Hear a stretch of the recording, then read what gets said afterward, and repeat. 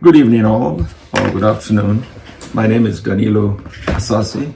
I'm a physician in Texas, in the U.S. My interest in continent development in Africa, well, you can't really choose a book like Mr. Quist's wonderful treatises and not have profound interest in development issues as they relate to Africa and Ghana in particular. And I think that his primary message in his book has to do with what all of us in the diaspora struggle with, and that is, how do we relate to our country? How do we make sense of the country of Ghana and Africa as a whole? How do we avoid bitterness, pain, regret for not having returned to country?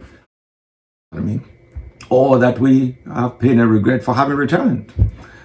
And you are often ultimately left in a bind, because if you are in the diaspora, you are torn between being in a state of, on the one hand, you are reaching happiness point pocket in Ghana, or abroad you are enjoying infrastructure and things that work, and you find this this conflict constantly something that you have to battle with.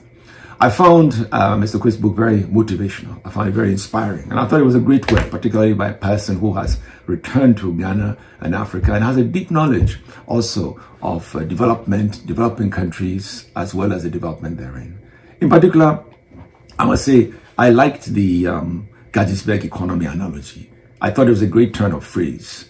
The Gisb economy would mean, an economy that is primarily extractive, facilitated by political elites, many of whom we know. And they tell us they're doing democracy, they have political parties and so on, when in fact the ordinary man continues to be suffering. To use poor man's paraphrase, and we don't know why. We look at how we collect taxes, often. We look at what we export. It's the same for the last 50 years. We look at what it is that, what value add do we have? Minimal to none. You find that our middle class is utterly frustrated. They spend their time looking after themselves and their families. We end up with poor roads, schools that don't really work, electricity grid that is a mess, water supply that is unsafe, easily preventable diseases rampant, healthcare. When you have a problem, you get on the plane and you fly out of here. Now, that is the Gisb economy. It's an extremely good analysis. Any individual reading this book for the first time will get a very good insight into the expectations they may have on returning to Africa. It's not a bed of roses, neither is it a bed of thorns. Now, the part that is challenging is that after having eloquently detailed all our problems, you say, okay, we've put it all together. We've defined the problem. Now, what is the solution or solutions? And that is what this book challenges us to engage with. How do we fix this? You could say, okay, we have hope. Okay. Ghana is different from 40 years ago. There are more buildings, there are more roads, there are more people. And these people have a lot higher expectations. It's a big challenge. Hope is one thing. Diaspora is another. Now, a big thing that I sense is an unnecessary, maybe, discord between diaspora Ghanaians and Ghanaians in Ghana. Discord between Africans in diaspora and Africans in Africa. Problem.